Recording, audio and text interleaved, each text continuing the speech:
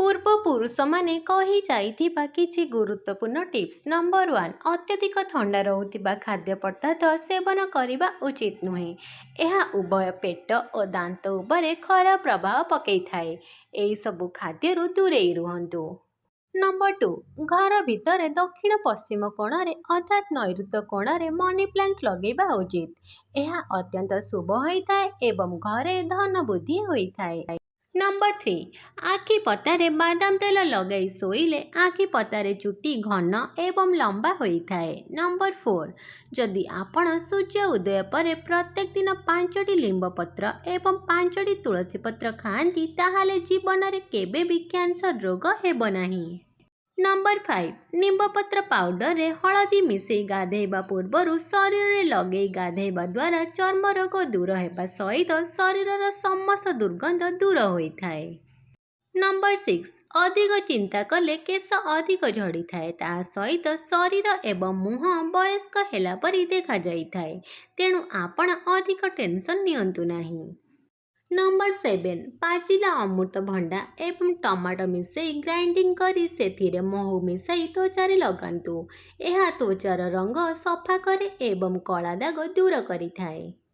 Number 8, ଶରୀରରେ ଯଦି ଅଧିକ ଯନ୍ତ୍ରଣା ହେଉଥାଏ ତାହେଲେ କ୍ଷୀରରେ ଅଳ୍ପ ହଳଦୀ ମିଶାଇ ଫୁଟାଇ ପିଅନ୍ତୁ। ଏହା ଶରୀର ଯନ୍ତ୍ରଣାରୁ ଆରାମ ଦେଇଥାଏ। ନମ୍ବର 9, ବିରି ସହିତ କ୍ଷୀର ଖାଆନ୍ତୁ ନାହିଁ। ଏହାଦ୍ୱାରା ଗ୍ୟାସ୍, ଏସିଡିଟି ପରି ସମସ୍ୟା ହୋଇଯାଇଥାଏ ଏବଂ ଶରୀର ଭାରି ଭାରି ଲାଗିବା ସହିତ ବାନ୍ତି ବାନ୍ତି ଲାଗିଥାଏ। ନମ୍ବର 10, ଯଦି ଶରୀର ଅଧିକ ଦରଜ କରୁଥାଏ ତେବେ ଆପଣ ଅଦା ପକା ଚା ପିଅନ୍ତୁ, ନହେଲେ ଗ୍ରୀନ୍ ଟି ପିଅନ୍ତୁ। ଏହାଦ୍ୱାରା ଶରୀରକୁ ଆରାମ ମିଳିଥାଏ। ନମ୍ବର 11, ଭୋଜନ କେବେ ବି ଖଟ ଉପରେ ବସିକରି ଖାଇବା ଉଚିତ ନୁହେଁ। ଏହାଦ୍ୱାରା ମା ଲକ୍ଷ୍ମୀ ଅସନ୍ତୁଷ୍ଟ ହୋଇଥାନ୍ତି। ନମ୍ବର 12, ପିନ୍ଧୁଥିବା ଗଞ୍ଜି କିମ୍ବା ଗାମୁଛା ଚିରିଗଲେ କେବେ ବି ସିଲେଇ କରି ପିନ୍ଧିବା ଉଚିତ ନୁହେଁ। ଏହା ଅଶୁଭ ହୋଇଥାଏ ଏବଂ ଦାରିଦ୍ର୍ୟତା ବୃଦ୍ଧି ହୋଇଥାଏ। ନମ୍ବର 13, ଘରେ ଅଶାନ୍ତି ଲାଗି ରହୁଥିଲେ ଶନିବାର ଦିନ ବଉଳ ଗଛକୁ 7 ଥର ପରିକ୍ରମା କରି ତାର ଚେରକୁ ଘରେ ରଖନ୍ତୁ। ନମ୍ବର 14, ପୂଜାରେ ଯାଆଁଳା କଦଳୀ ଭୋଗ କଲେ ବହୁତ ଶୁଭ ହୋଇଥାଏ ଏବଂ ଶିବଙ୍କ ଲିଙ୍ଗରେ ଚଢ଼ାଇଲେ ଏହା ମଙ୍ଗଳ ହୋଇଥାଏ। ନମ୍ବର 15, ଅରଖ ଗଛ ଗୃହ ପାଖରେ ରହିଲେ ଶୁଭ ହୋଇଥାଏ। ସେଥିପାଇଁ ଅରଖ ଗଛକୁ କେବେ ବି ନଷ୍ଟ କରନ୍ତୁ ନାହିଁ। ନମ୍ବର 16, ପ୍ରତିଦିନ ସକାଳୁ ଉଠିବା ପରେ ବାସି ପାଣି ନିହାତି ଭାବରେ ପିଇବା ଉଚିତ, ଯାହା ଫଳରେ କିଡନୀ ପରିଷ୍କାର ରହିଥାଏ।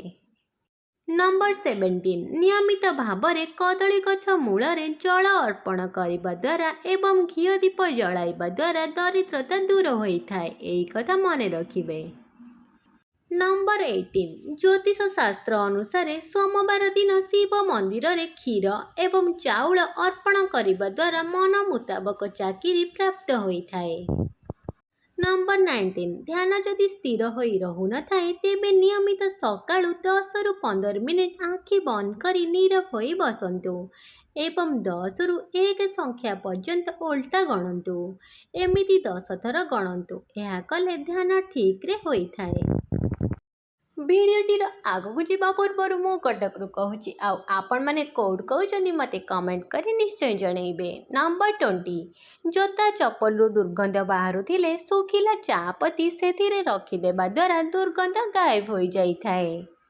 ନମ୍ବର 21, ଯଦି ଆପଣଙ୍କ ଶରୀର ଦୁର୍ବଳ ଥାଏ ଏବଂ ଓଜନ ବଢ଼ୁନଥାଏ ତେବେ ଆପଣ ନିୟମିତ ରୁଟିରେ ଘିଅ ଲଗାଇ ଖାଆନ୍ତୁ। ଏହାଦ୍ୱାରା ଶରୀରର ଓଜନ ତ ବଢ଼ିଥାଏ, ତା ସହିତ ଶରୀରକୁ ତାକତ ମିଳିଥାଏ। ନମ୍ବର 22, ଅତ୍ୟଧିକ ଥଣ୍ଡା ପାଣି ପିଇବା ଦ୍ୱାରା ପାଚନ କ୍ରିୟା କମଜୋର ହୋଇପଡ଼େ, ଇମ୍ୟୁନିଟି ସିଷ୍ଟମ ମଧ୍ୟ ଦୁର୍ବଳ ହୋଇପଡ଼େ, କଫ ହେବାର ସମସ୍ୟା ମଧ୍ୟ ହୋଇପାରେ। ତେଣୁ ଆପଣମାନେ ଅତ୍ୟଧିକ ଥଣ୍ଡା ପାଣି ପିଅନ୍ତୁ ନାହିଁ। ନମ୍ବର 23, ଯେଉଁମାନଙ୍କର ସ୍କିନ୍ ଶୁଖିଲା ଦେଖାଯାଏ ସେମାନେ ରାତିରେ ଆଲୋଭେରା ଜେଲ୍ ସହିତ ଭିଟାମିନ୍ ଇ କୁ ମିକ୍ସ କରି ସ୍କିନ୍ରେ ଲଗାନ୍ତୁ। ଏହା ଶୁଖିଲାପଣକୁ ଦୂର କରିଥାଏ। ଭିଟାମିନ୍ ଇ ମାର୍କେଟରେ ମିଳିଯିବ। ନମ୍ବର 24, ଗର୍ଭବତୀ ମହିଳାମାନେ ଶିଶୁ ଜନ୍ମ ହେବା ପରେ ଦହି ଓ ହଳଦୀକୁ ଭଲ ଭାବରେ ମିଶାଇକି ପେଟର ଚାରିକଡ଼ରେ ଲଗାଇବା ଦ୍ୱାରା ଚିହ୍ନ ସବୁ ଲିଭିଯାଇଥାଏ। नंबर 25 आखिरे जंत्रणा हेले आखिरे दुई दुई बुंदा गोलाप जल पकेइकी आखि को किछि समय पाई बंद करि दियंतु। जंत्रणा और थकारू यह बहुत आराम देई थाए। नंबर 26 जदि बिछुआती पत्र शरीर को अंगरे लगी जाए ताहले आपण पोई पत्र रस किंबा कंचा हलदी को बाटिकी से स्थान रे लगे दियंतु। जंत्रणारू आराम मिली थाए। नंबर 27 माटी हांडीर जलरे खारिय गुण रही जो कारणरू एहार पीएच संतुलन बजाय रही थाए एवं स्वास्थ्य पाई एही जल बहुत भल तेणु केबे भी फ्रिज पानी पीवा उचित नुह। आपण माने चेष्टा करंतु माटी हांडीर जल पीवा पाई। नंबर 28 रक्तदान केवल कहार जीवन रक्षा करे नहीं बरं रक्तदाता मानक कर्कट एवं हृदरोग हेबार आशंका मध्य ह्रास करिथाए। नंबर 29 अदा पानी पीवा द्वारा रक्त सफा रही थाए। एहा द्वारा पिंपल एवं चर्म संक्रमण भली समस्या रक्षा मिली थाए। नंबर 30 जदि आपण जिम जाती किंबा घरे काम करती तेबे निश्चित भाव में मिश्रित डाली खातु कारण एथिरे प्रचुर परिमाण रे प्रोटीन थाए जहाँ आपणकर मांसपेशी को मजबूत करि थाए। नंबर 31 रूपी को दूरेबा पाई निम्बपत्र भल काम करि थाए। निम्बपत्र रस को शांपू सहित मिसई सप्ताह रे 2 थर केश धोइले रूपी सबु दूर होई थाए। नंबर 32 लेंबू एवं कमला अपेक्षा पिजुड़ी रे अधिक परिमाण रे विटामिन सी रही थाए। एहाकु नियमित खांतु एहा त्वचा को उज्जवल रखिबारे सहाय्य करे। नंबर 33 लहुणी को नहीं गोड़ हाथ रे राति रे 20 मिनिट लेखा घसंतु। शीत दिन रे त्वचा को एहा चिकण रखि थाए एहा द्वारा गोड़ हाथ फाटी न थाए। नंबर 34 घर बाड़ी रे गछ निश्चय प्रतिवर्ष लगांतु एहा द्वारा शरीर को अम्लजान रो अभाव होई न थाए।